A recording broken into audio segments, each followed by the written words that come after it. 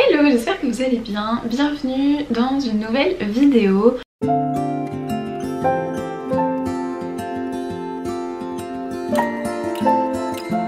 Aujourd'hui, si vous êtes là, c'est parce que ça y est, vous avez pris la décision de reprendre votre vie en main et d'utiliser la discipline pour pouvoir atteindre tous vos objectifs. Donc déjà, bienvenue, je suis hyper fière de vous pour avoir pris cette décision. C'est vraiment la première étape, le premier pas vers une nouvelle version de vous-même et vers un changement absolument incroyable. Vraiment, moi à partir du moment où j'ai commencé à utiliser la discipline et à m'en servir vraiment à bon escient, c'est à ce moment là que ma vie s'est complètement transformée. Donc bienvenue.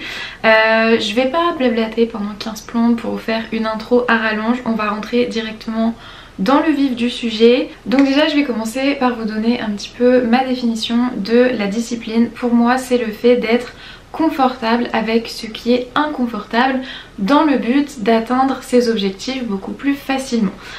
Et la toute première étape pour réussir à atteindre cette espèce de confort dans l'inconfort, ça va être de travailler sur son mindset et d'avoir le bon mindset. C'est à peu près toujours comme ça que je commence mes vidéos, simplement parce que en fait c'est vraiment important de commencer à avoir un petit changement dans sa tête avant d'avoir vraiment les actions qui suivent, parce que si vous n'avez pas le bon mindset de base, vous allez pouvoir faire toutes les actions que vous voulez, il va toujours y avoir en fait une sorte de résistance. Donc déjà pour moi il ne faut pas voir la discipline comme un sacrifice, mais plutôt comme un investissement que vous faites sur vous-même sur le long terme.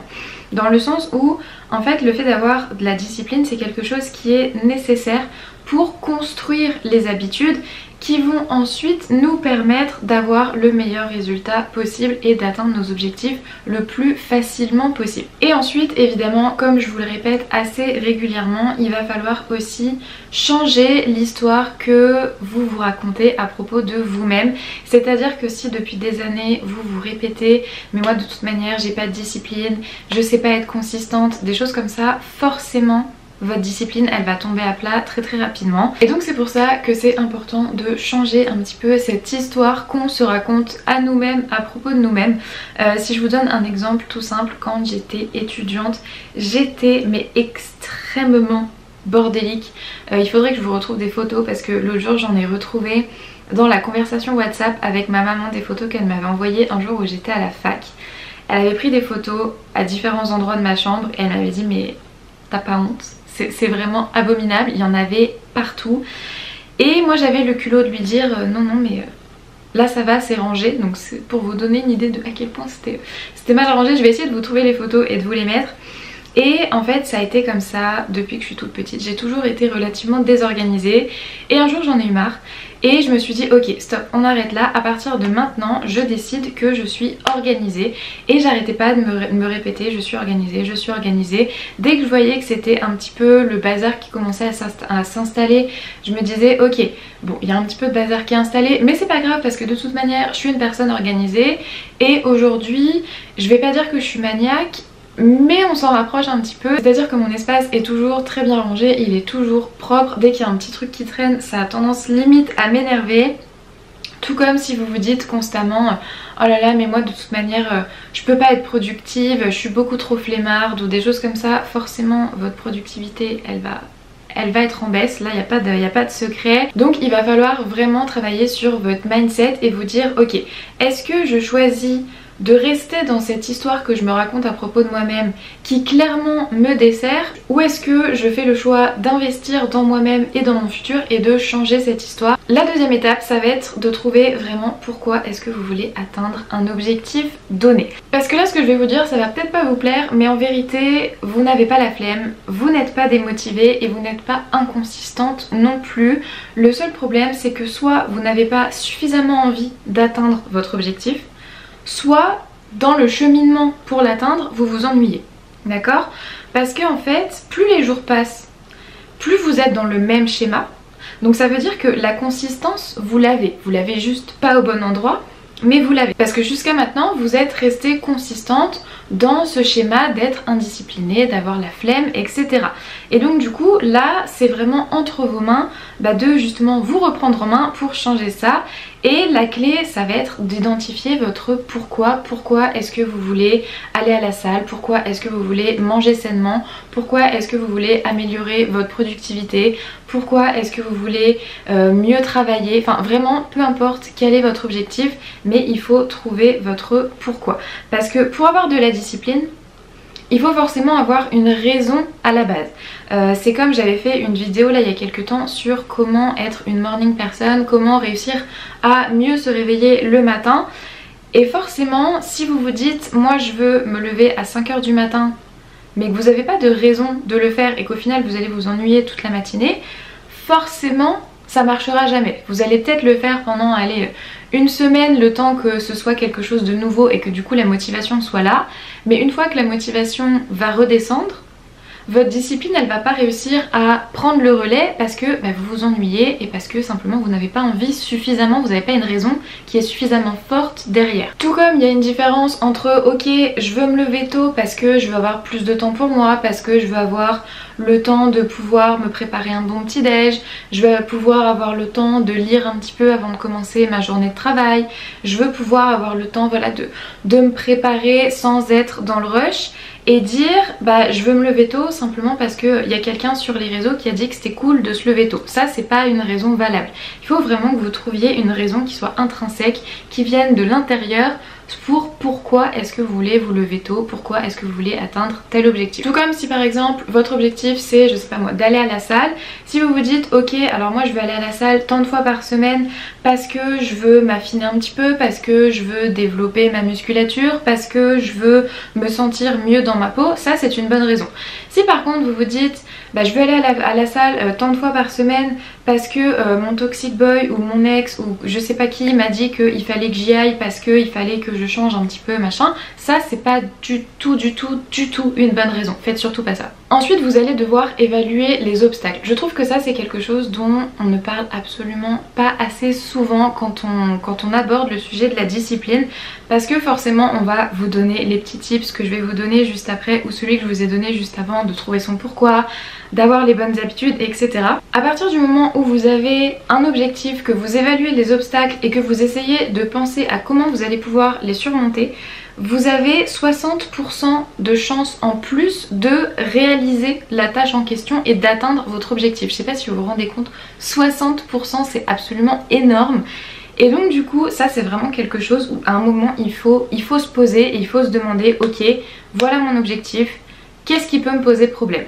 Donc si je reprends l'exemple de se lever tôt, quel est le problème qui peut se poser? Soit je me couche trop tard, ok, pourquoi est-ce qu'on se couche trop tard? Est-ce que c'est parce qu'on passe des heures à scroller?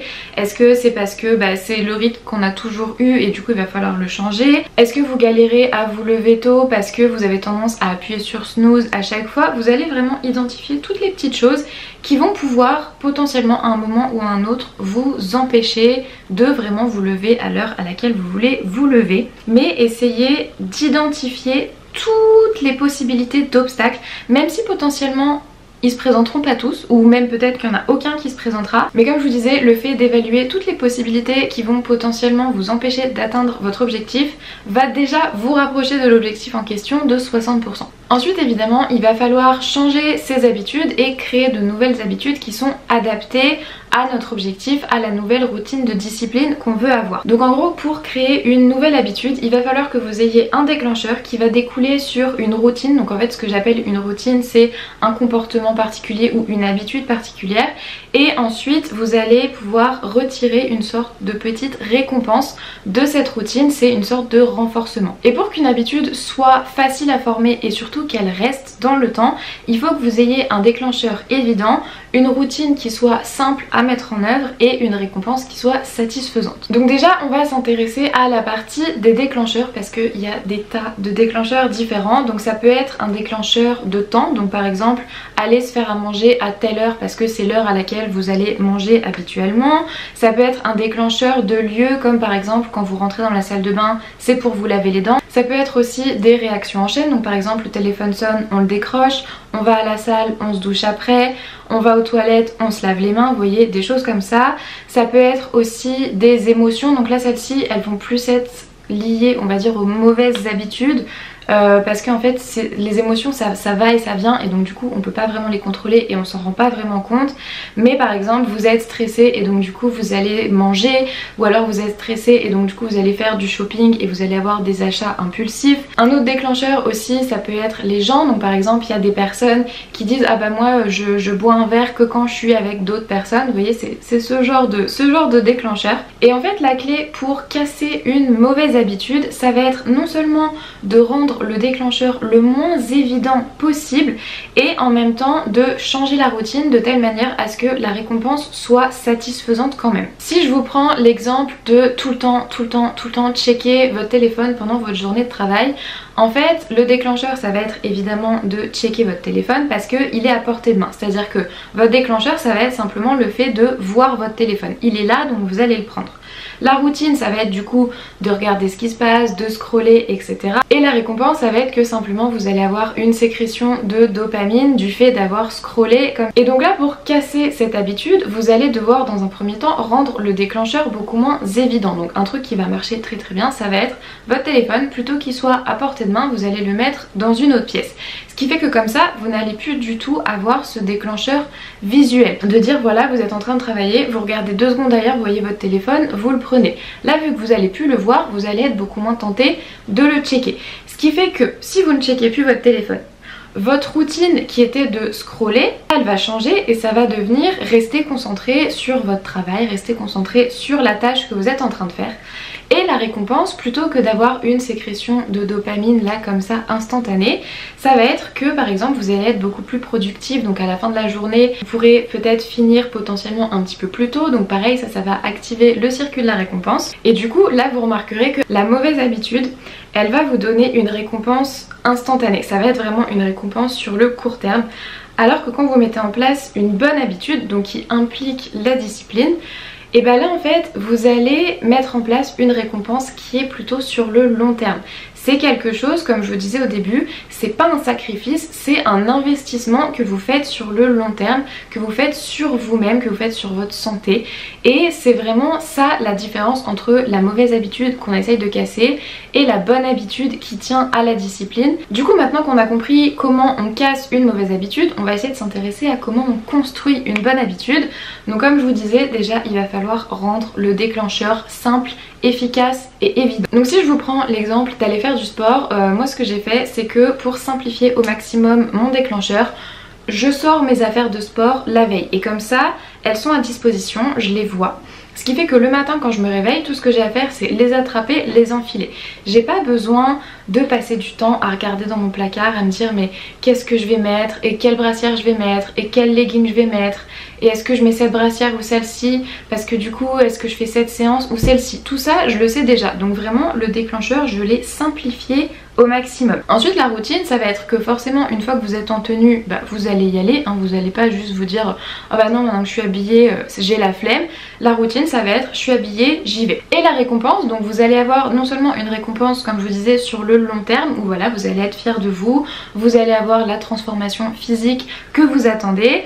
Et vous pouvez aussi rajouter une petite récompense sur le court terme, notamment au début parce que c'est vraiment ça qui va vous aider à former l'habitude et à former la discipline.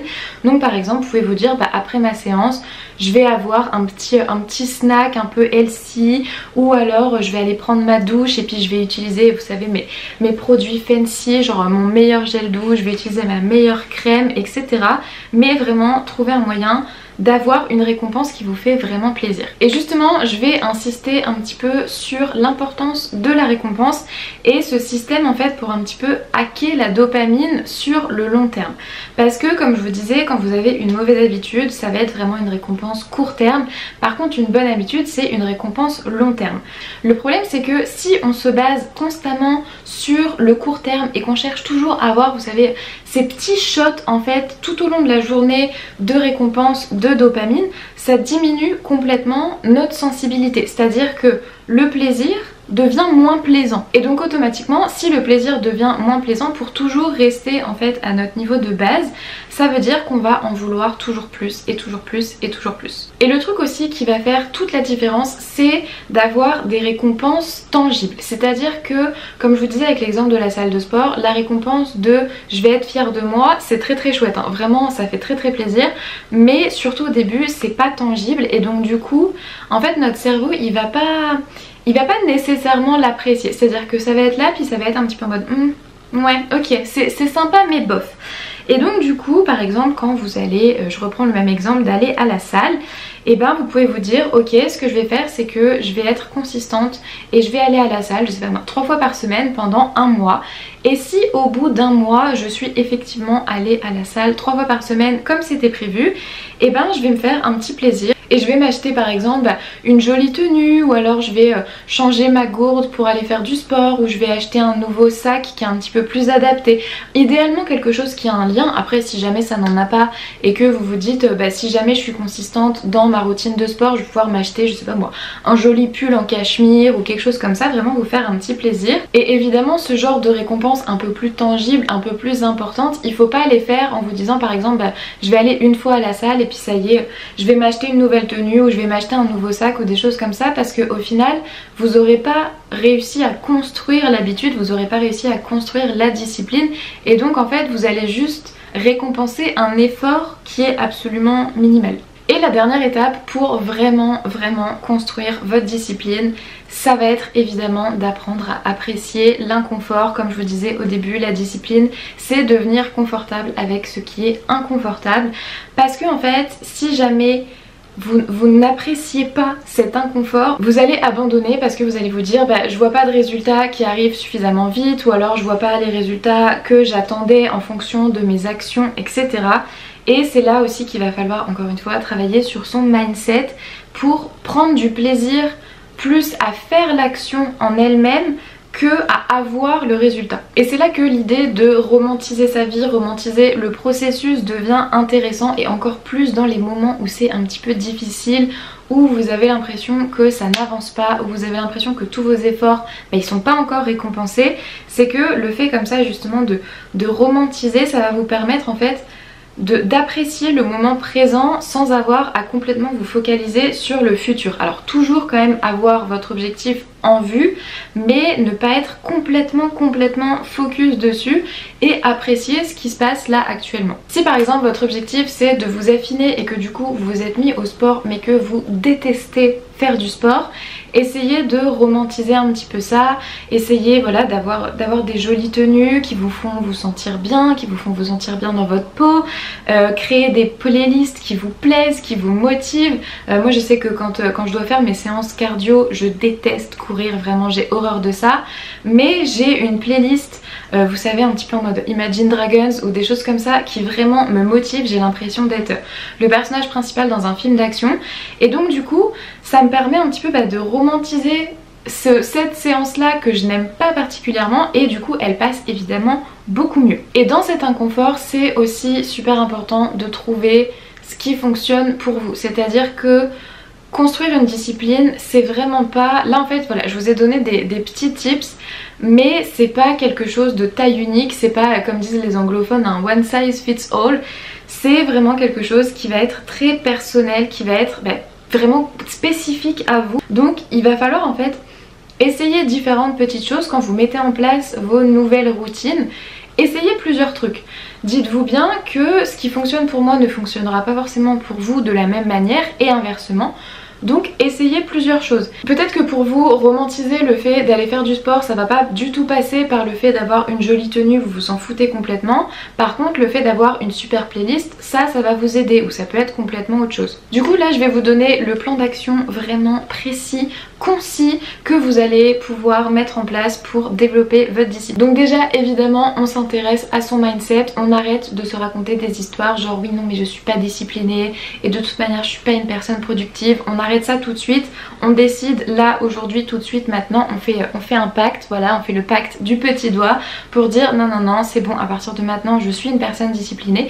Si jamais vous avez un petit peu du mal à vous mettre en route, c'est pas très grave, répétez-vous toujours je suis disciplinée, je suis productive, peu importe ce qui fonctionne avec votre objectif, mais par pitié prenez soin de votre mindset. Ensuite vous allez vous attarder à votre pourquoi est-ce que je veux atteindre cet objectif, pourquoi est-ce que je veux me lever tôt, pourquoi est-ce que je veux trouver ce nouveau travail, pourquoi est-ce que je veux aller faire du sport. Trouvez votre raison, essayez de ne pas avoir de raison qui implique un quelconque environnement social on va dire, ou une quelconque attente de d'autres personnes ou de la société ou peu importe. Trouvez vraiment la raison qui vous correspond, la raison qui vient de votre cœur en fait. Demandez à votre cœur c'est quoi notre raison et je vous assure que vous allez avoir la réponse tout de suite. Si jamais vous n'avez pas de raison, c'est que potentiellement c'est pas forcément un bon objectif pour vous et qu'il faudrait peut-être le modifier un petit peu. Une fois qu'on a fait ça, on va se poser 5 minutes et on va évaluer les obstacles. Mon objectif c'est celui-là. Qu'est-ce qui potentiellement peut me poser problème? Et comme je vous disais, mettez absolument tout et n'importe quoi. Si jamais vous avez envie de mettre qu'un truc qui peut potentiellement vous empêcher de faire une action qui va vous permettre d'aller vers votre objectif, c'est que les extraterrestres vont débarquer. Notez que les extraterrestres vont débarquer. Honnêtement, mettez mais absolument toutes les réponses qui vous passent par la tête.